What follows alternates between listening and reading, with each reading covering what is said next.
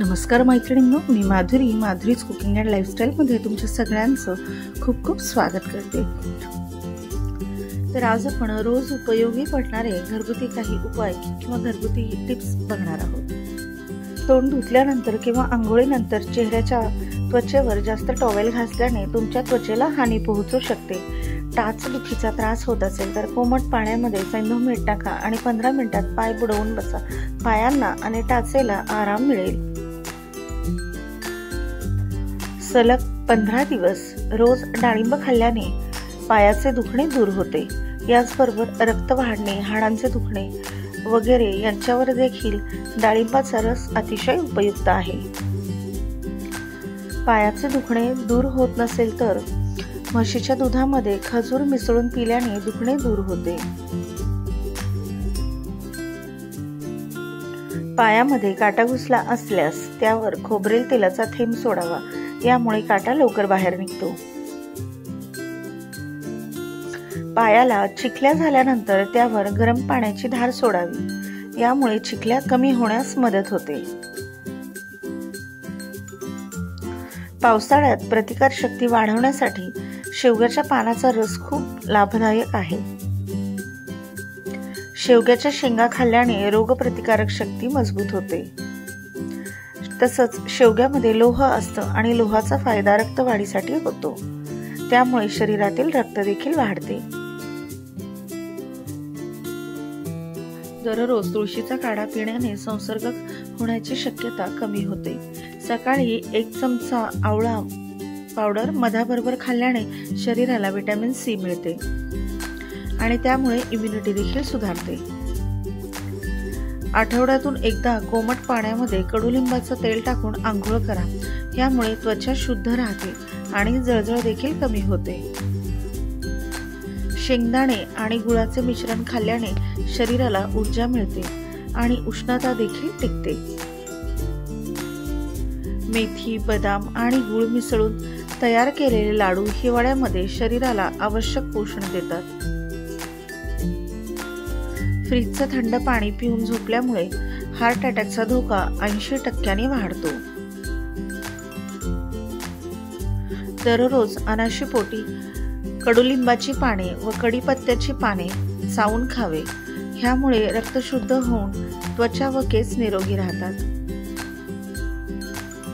आल्याचा रस आणि गूळ एकत्र करून दररोज प्या, यामुळे शरीराला उष्णता मिळते आणि पावसाळ्यामध्ये सर्दी खोकल्याचा त्रास कमी होतो। रोज लाल गाजराचा रस प्यावा किंवा गाजराची पेस्ट चेहऱ्यावर लावावी, यामुळे त्वचेचा पोत सुधारतो। आठवड्यातून किमान 3 वेळा ज्वारीची भाकरी खावी, यामध्ये फायबर्स आणि आयर्न भरपूर असते, जे शरीराचे तापमान नियंत्रित ठेवते।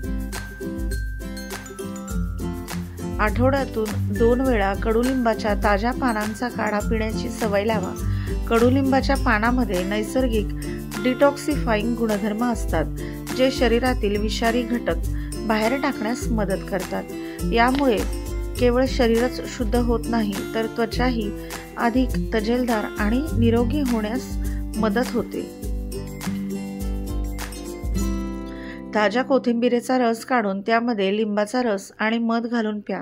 हा रस शरीराला डिटॉक्स करतो आणि त्वचेला चमक आणतो। कडुलिंबाची ताजी पाने आणि मध एकत्र करून खाल्ल्याने शरीरातील विषारी पदार्थ बाहेर टाकले जातात आणि इम्युनिटी वाढते। रात्री झोपण्यापूर्वी 1 चमचा त्रिफळा चूर्ण तुम्ही गरम पाण्यामध्ये मिक्स करा आणि प्या, त्यामुळे शरीरातील विषारी पदार्थ काढण्यासाठी तुम्ही आठवड्यातून किमान एकदा तरी याचा वापर नक्की करावा। ओट्स आणि दूध एकत्र करून पेस्ट तयार करा। ही पेस्ट हलक्या हाताने चेहऱ्याला लावा, नंतर कोमट पाण्याने चेहरा स्वच्छ धुवा। या उपायामुळे कोरडी त्वचा स्वच्छ होते, नैसर्गिक आर्द्रता टिकून राहते आणि चेहऱ्याला ताजेतवानेपणा येतो। बदाम तेलाने चेहऱ्याची मालिश केल्यामुळे चेहऱ्यावरील सुरकुत्या नाहीशा होऊन चेहऱ्याचे सौंदर्य अधिक खुलायला लागते।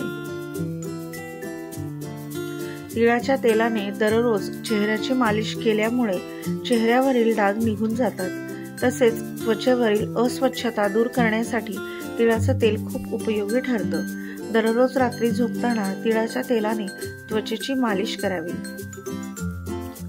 गाजर आणि बीटाचा रस पिल्यास रक्ताभिसरण सुधारते आणि त्वचेची पोषण क्षमता देखील वाढते। उष्णतेचा खूप त्रास होत असेल तर रोज रात्री 1 कप पाण्यामध्ये धणे भिजत घाला आणि सकाळी उठल्यानंतर रिकाम्या पोटी हे पाणी पिऊन टाका। गव्हाच्या कोंढ्याचा काढा तयार करून त्यामध्ये गूळ आणि लिंबाचा रस घाला। आठवड्यातून 2दा हे प्यायल्याने शरीरातील उष्णता नियंत्रित होते आणि रोगप्रतिकारक शक्ती देखील वाढते। उष्णतेच्या त्रासावर सब्जा हे खूप उपयोगी आहे। सब्जा पाण्यामध्ये किंवा दुधामध्ये भिजत घालून त्याचं सेवन करावं। लिंबू पाणी पिताना जर लिंबाच्या बिया तोंडात आल्या तर ते चावून खाण्याने अनेक आजार बरे होतात। रात्री धूप देऊन झोपल्याने हवेतील जंतू नष्ट होतात। धुपाचा सुगंध वातावरणामध्ये शुद्ध करतो आणि हवेतील अशुद्धी कमी करतो। खोकला जर जात नसेल तर बत्तासे मिसळून दूध प्या, खोकल्यापासून लवकर आराम मिळतो। कोथिंबीर हातावरती चोळून वास घेतल्यानंतर शिंका येणे बंद होते। तुम्ही दररोज दूध पीत असाल तर त्यामध्ये साखर टाकून पिऊ नका। दुधामध्ये साखर टाकून प्यायल्याने हाडे कमजोर होतात। तर रोज वापरात येणाऱ्या महत्त्वाच्या टिप्स तुम्हाला कशा वाटल्या ते कमेंट करून सांगा। व्हिडिओ आवडत असेल तर चॅनलला लाईक, शेअर आणि सबस्क्राईब नक्की करा। भेटूया अशाच एका नवीन व्हिडिओमध्ये। तोपर्यंत तुम्हा सगळ्यांना खूप खूप खूप धन्यवाद।